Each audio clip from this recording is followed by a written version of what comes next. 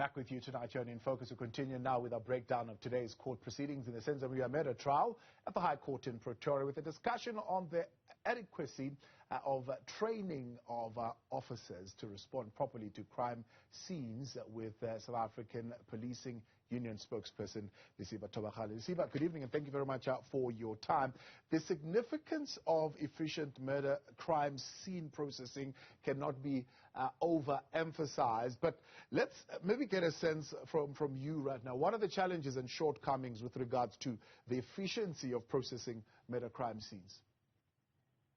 Thank you so much for having us, Butabo, and we are passing our greetings to your viewers at home. The reality that we are facing, or that we are faced with within the South African police services, is that the issue of the shortage of manpower.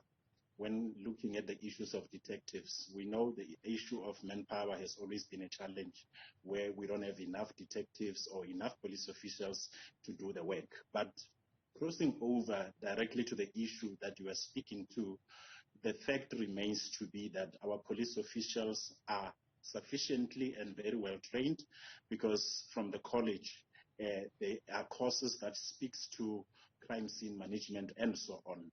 And as we look, zooming closer to our jails now, the jails themselves, they are even overcrowded, simply because police officials have done their job. Police officials were able to secure convictions.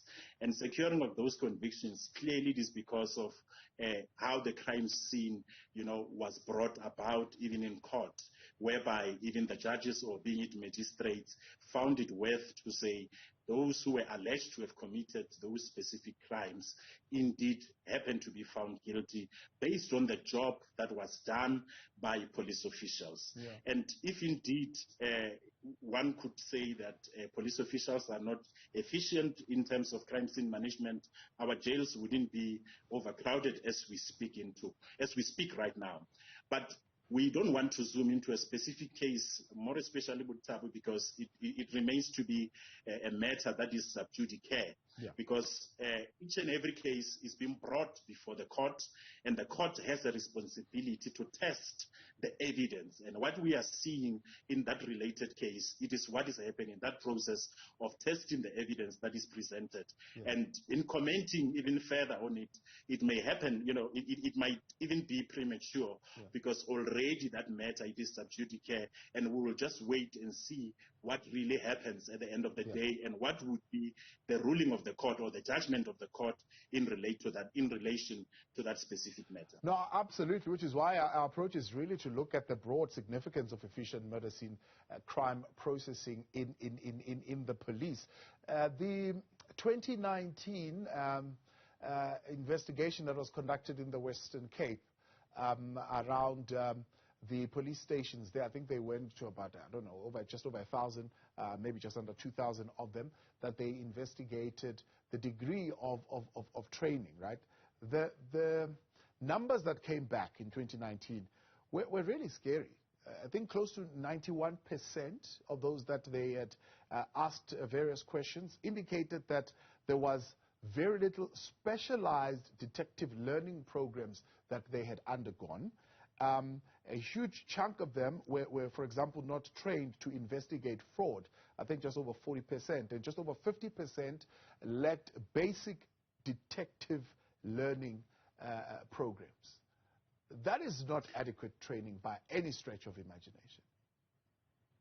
Butabo, remember, when one goes to college, there are specific modules that one does, like we alluded earlier, that relates to crime scene management, that relates to investigation, that relates to the handling of firearms, and a whole lot of other modules.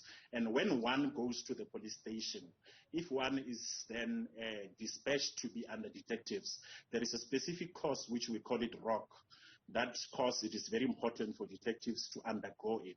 And as we speak, as SAPU, we participate in council or within the SSSBC, whereby within a training committee, the needs for training are being submitted there, where we look at where are the gaps that our members need to be trained on.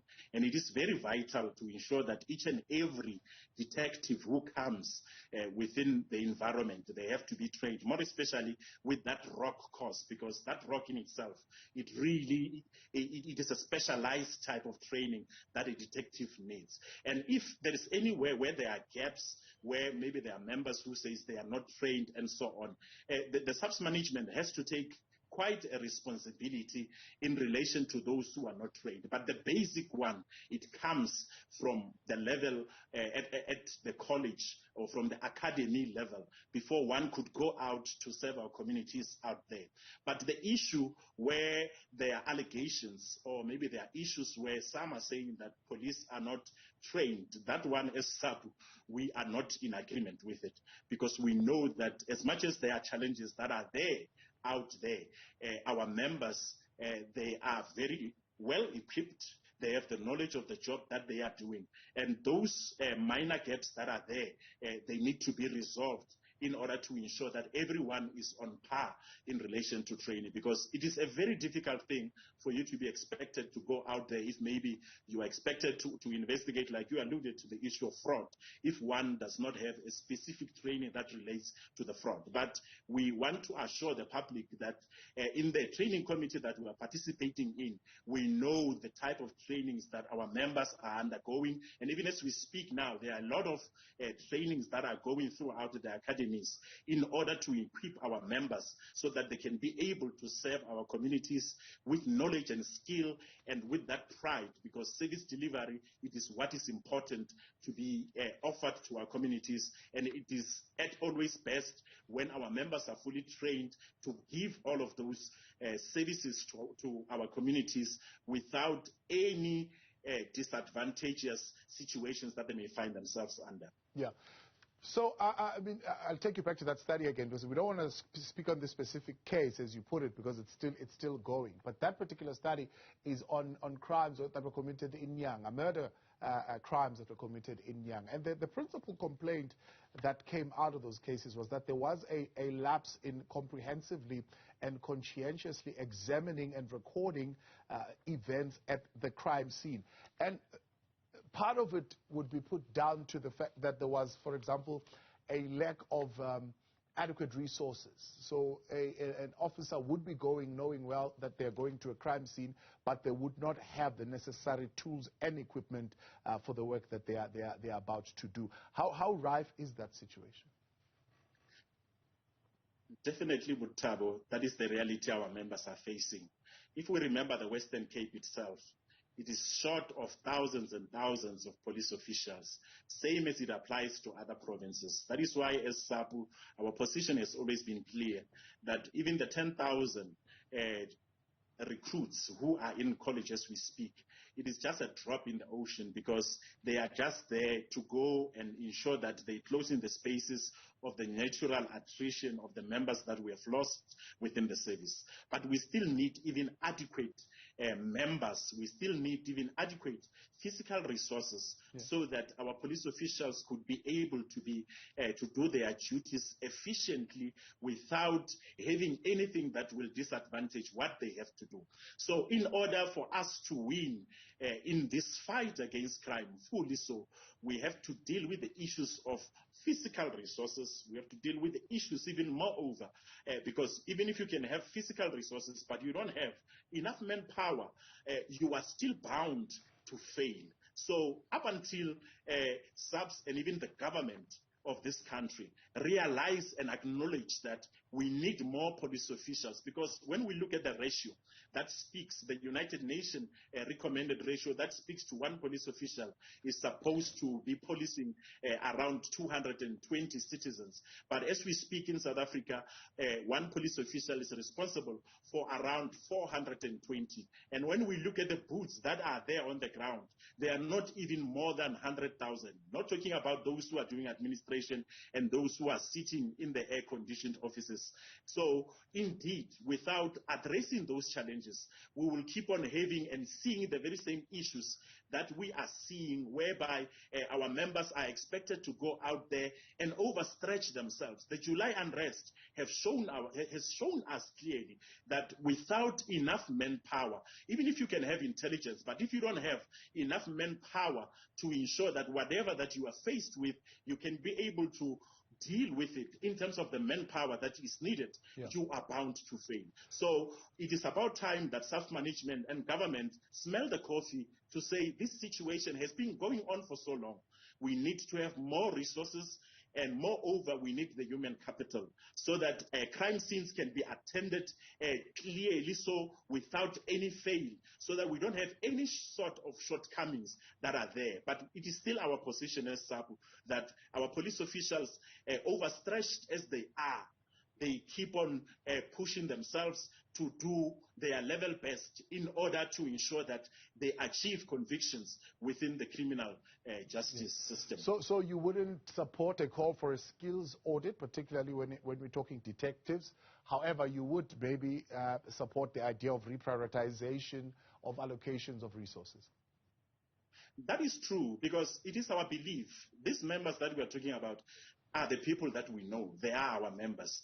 We know that they have been trained. What is needed is that we've lost a lot of detectives. Some of them, they've left the service because they were disgruntled on the issues of promotions. Some of them were victimized by their commanders. Some of them through natural attrition. We've lost a lot through COVID-19. Some of them, we've lost them through police killings. So without replenishing those ones, that is why we find ourselves being under this situation. So if we can get even more detectives who can come into the system, and even those ones, you find that they are still out there through re-enlistment. Some of them, they are being called back, but still the numbers are not tallying, because if we can have more, we would be able to ensure that our members are able to do what is expected of them fully, so without anything that will overstretch them. Because as we speak now, it is sometimes nice when people, we are just talking on a face value, but without zooming deeper into the real issues. But the real issues are the ones that we are pointing out to say we need more detectives to be recruited. Even those who are still out of the system, they were there.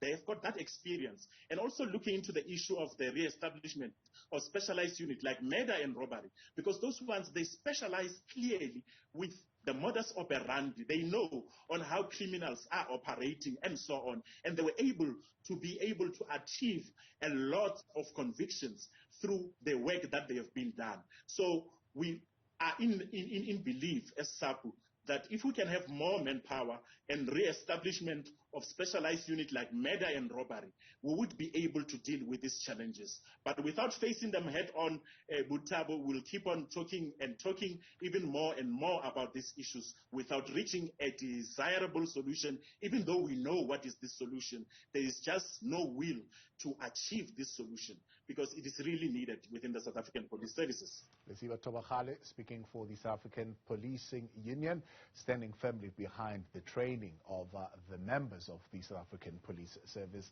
saying what they need are more resources for overstretched police officers.